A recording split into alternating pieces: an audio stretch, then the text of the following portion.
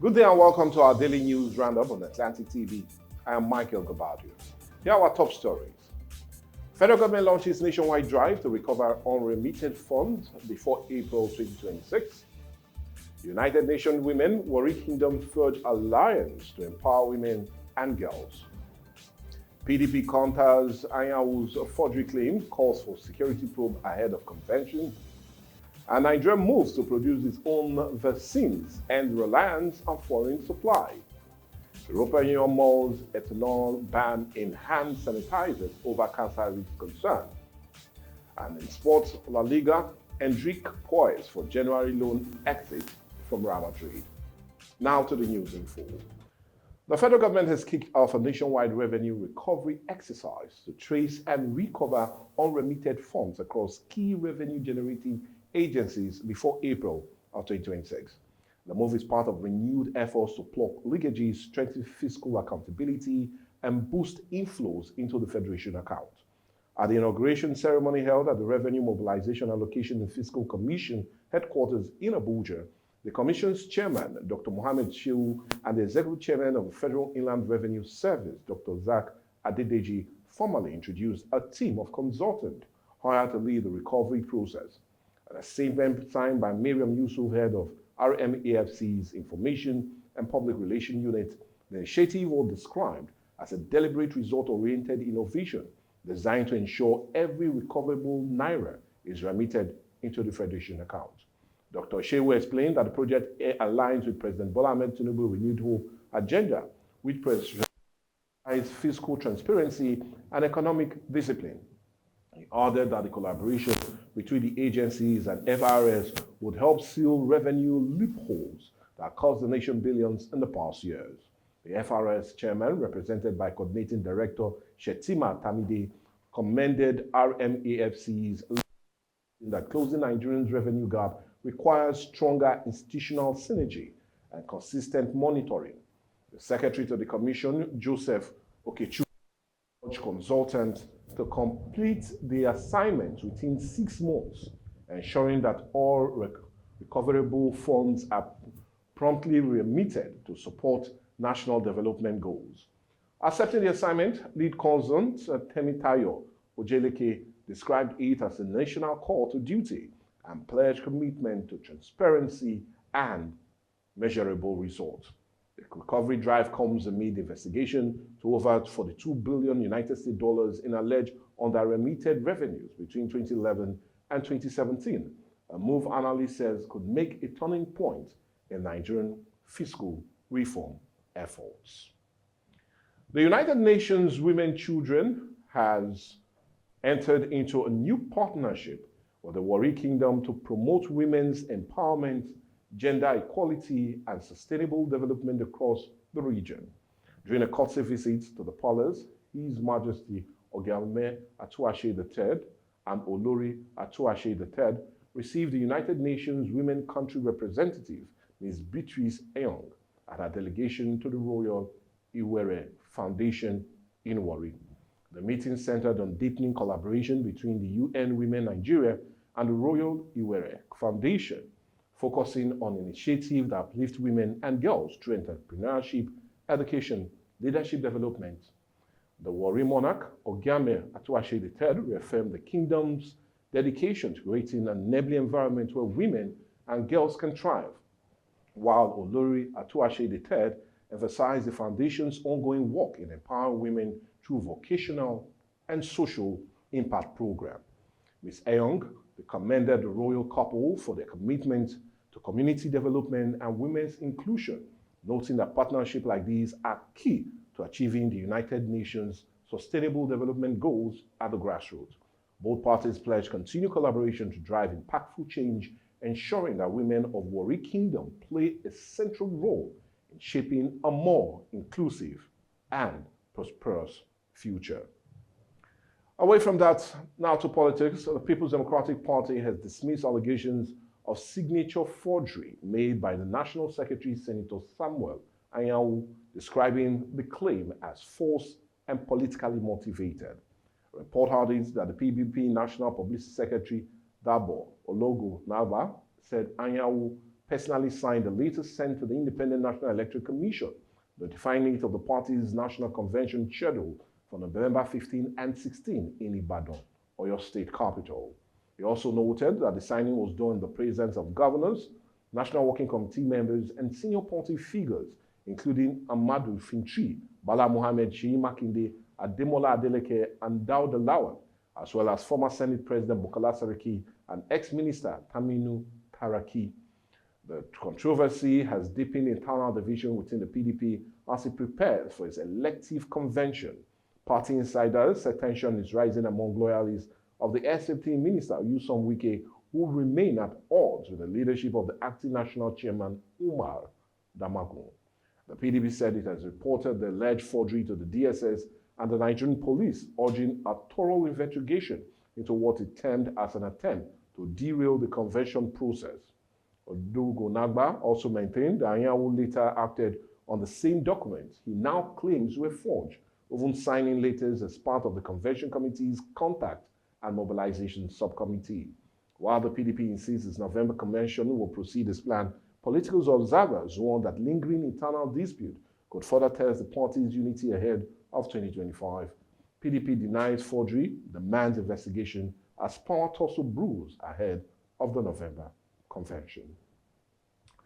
Still talking politics, the People's Democratic Party in Edo State has taken a swipe at Senator Adams Oshomole for distributing grinding machines, sewing machines, motorbikes, and 100,000 naira cash as constituency empowerment items in his hometown, Yamo. Former PDP lawmaker Segun Saki described the move as hypocritical, calling that Oshomole had previously condemned such empowerment scheme during his campaign.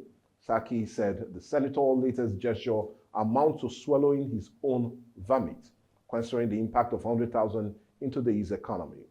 Oshomole had, before his election, vowed to end business as usual in consistency project, criticizing the culture of sharing motorbikes and grinding machine as sustainable development.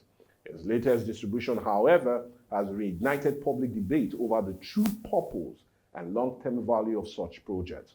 But in a swift reaction, Oshomole's media aide, Victor Oshoke, defended the senator, saying the empowerment items are only part of a broader initiative that includes classroom construction and market development projects across Edo North. He insisted that Oshomole remains focused on ensuring legacies and job creation, not token empowerment, stressing that the gesture was meant to provide short-term relief while larger projects continue. Observers say the exchange highlights the growing tension between performance expectations and populist politics among Nigerian lawmakers. Nigeria is taking a decisive step forward, or rather towards vaccine independence, as the National Agency for Food, Drug Administration and Control, NAFDAC, wrapped up plans to produce post-COVID-19 vaccines locally. The move comes after the pandemic exposed the nation's deep reliance on foreign manufacturers for life-saving doses. NAFDAC Director General Professor Mojoshola Adeyeye said on Monday that the country must not wait for another global health crisis before achieving vaccine self-sufficiency. Despite having one of Africa's largest pharmaceutical markets, Nigeria still relies almost entirely on global partners like GV and UNICEF to meet its vaccine needs, a dependency that caused serious delays during the COVID-19 pandemic when richer nations hoarded supplies. To tackle this, NAFDAC has strengthened its regulatory framework for vaccines, biologics, and medical devices, setting up a new directorate for vaccines, biologics, and medical devices as of 2024. The reform aligns the agencies with international best practices and paves the way for local production under strict safety and quality standards. The new initiative forms part of Nigeria's broader ambition to become a regional hub for vaccine production, reducing dependence on global supply chains and ensuring faster access to essential vaccines in future health emergencies. Nigerian microfinance sector is marking 20 years of impact and inclusion, and leading the digital transformation drive is core. Africa's top fintech infrastructure and banking as a service provider, the company has unveiled as a headline sponsor for the 20th anniversary of the National Association of Microfinance Banks. reaffirming its commitment to digitalizing the subsector for faster growth and greater efficiency. At the heart of this partnership is a shared vision to empower Nigerians over 900 licensed microfinance banks to transition from manual operation to a full digital data-driven system to improve efficiency, transparency, and customer experience.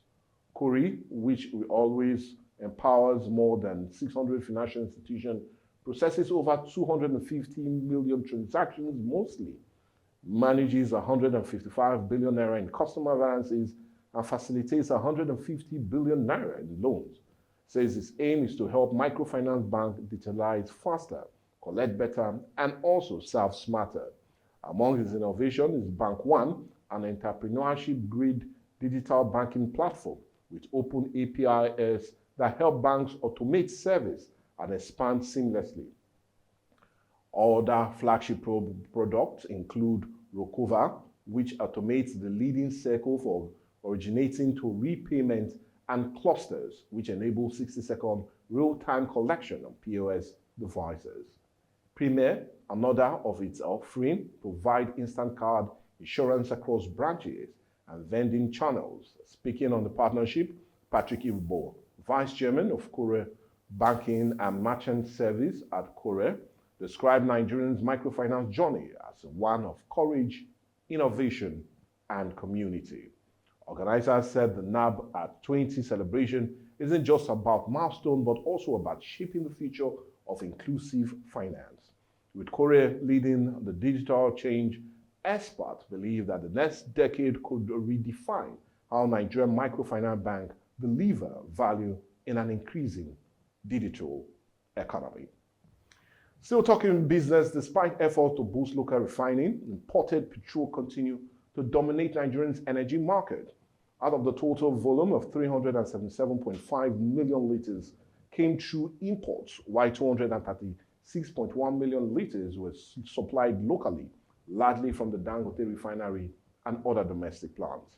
The Nigerian Midstream and Downstream Petroleum Regulatory Authority reports that Nigeria consumed over 613.6 million liters of petrol between October 2024 and October 2025, with imports accounting for massive 63% of the total. Data obtained show that local production nearly doubled from 9.6 million liters per day in October 2024 to about 18.9 million liters per day in October of this year, making a significant improvement in domestic output. Meanwhile, import dropped sharply from 46.4 million liters per day in October of 2024 to 15.1 million liters per day a year later, representing a 63% decline. Analysts said the figures signal progress in local refining capacity, but stress that Nigeria is still far from self-sufficiency in petrol production. Petrol remains Nigeria's top import, but local refineries are finally closing the gap.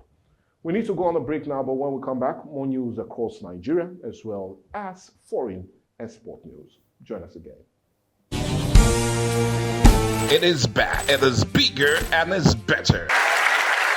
The Future of the Warri Child second edition is here. It's a one-day career seminar designed to inspire and equip senior secondary school students for greatness. Theme: Beyond Limits, Unlocking the Potential of the Warri Child. Date is 24th day of October 2025. Time 9 a.m. Venue: the Brown Hill Colosseum, Warri in Delta State. Powered by Coral Care Foundation. For more inquiries, please call 08034659576 or 07031946811. The future is bright.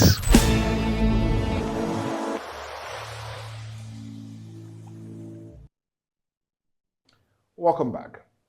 The European Union is weighing a possible ban on ethanol as an active ingredient in hand sanitizers and disinfectants, following warning from regulators about its potential link to cancer and reproductive health risks.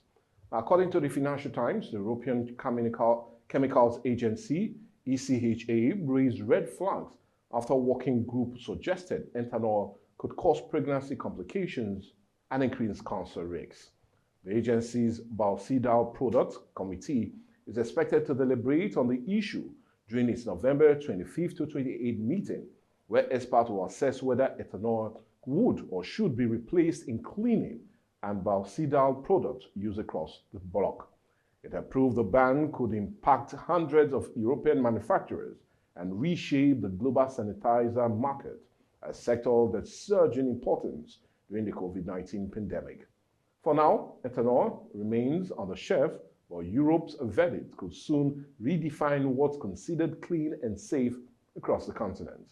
Now, in a statement to Reuters, ECHA confirmed it's reviewing ethanol safety, noting that any final recommendation for substitution would depend on the panel's scientific findings. However, the World Health Organization still considers ethanol and isopropane safe for hand hygiene, urging calm until the EU's review is concluded. On the foreign scene, Ecuador has released one of the two survivors of a controversial United States military strike on a suspected drug smuggling submarine off its coast. According to the Ecuadorian Attorney General's office, the man, whose identity remains undisclosed, was freed because there was no report of crime against him and no pending cases within the country's judicial system. Another survivor of the same strike was transferred to Colombia, where officials confirmed he arrived with brain trauma, sedated and on a ventilator. Colombia Interior Minister Armando Benedetti said the man would face persecution upon recovery. The United States strike ordered by former President, or rather, the United States strike ordered by President Donald Trump destroyed the semi-submarine vessel reportedly carrying fentanyl and other narcotics. 2 crew members were killed in the attack, which Trump later boasted about online, calling the men abroad terrorists. Ecuador, strategically located between Colombia and Peru, 2 of the world's top cocaine producers, have in recent years become a major transit hub for narcotics and seen a sharp rise in cartel-related violence.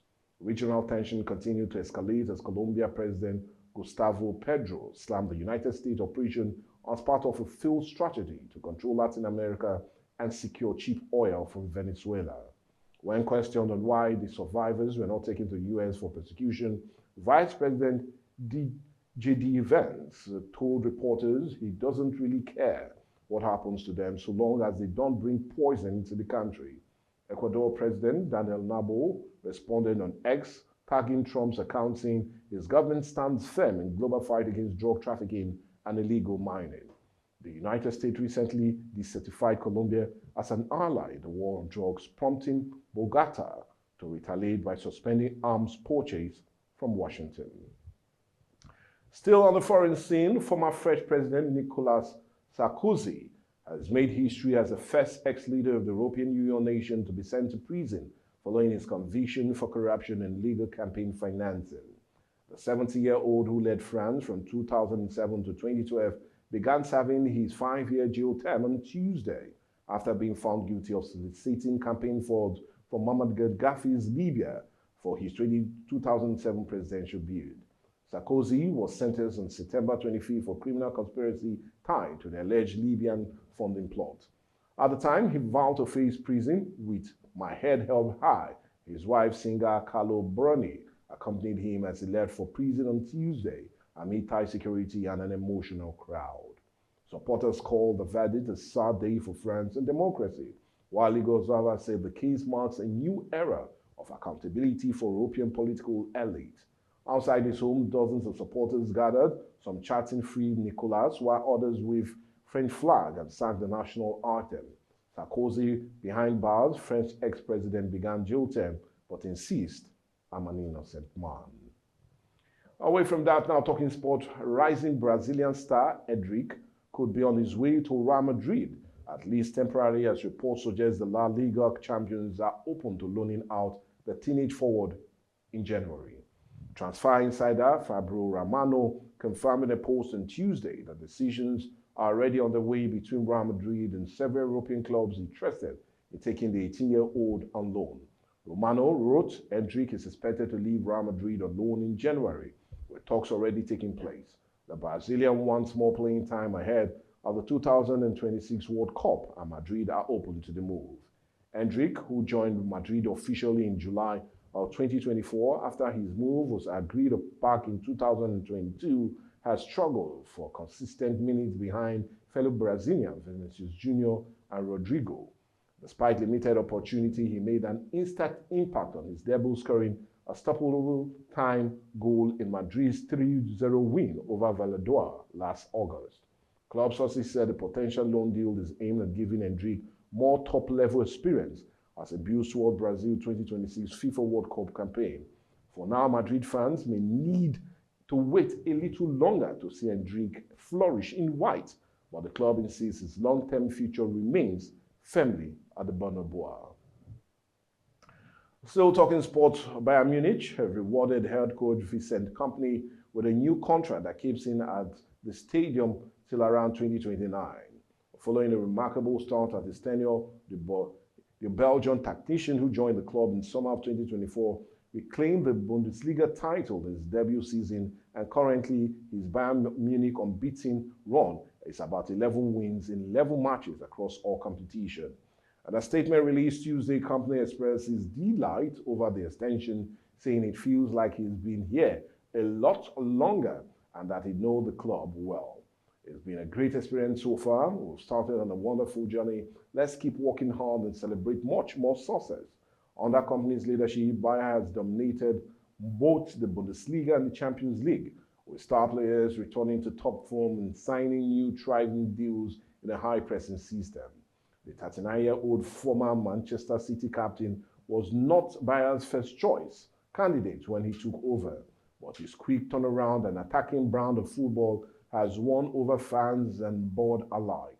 From doubted appointment to dominant force, Vincent Kompany's Bayern story is changing or shaping up to be one of the football's most compelling managerial success tales. On that successful note, we've come to the end of the news on Atlantic TV. We always implore you, if you have any newsworthy story, always remember to reach us on our different social media platforms. As for me, God willing, we'll see you later. Bye for now.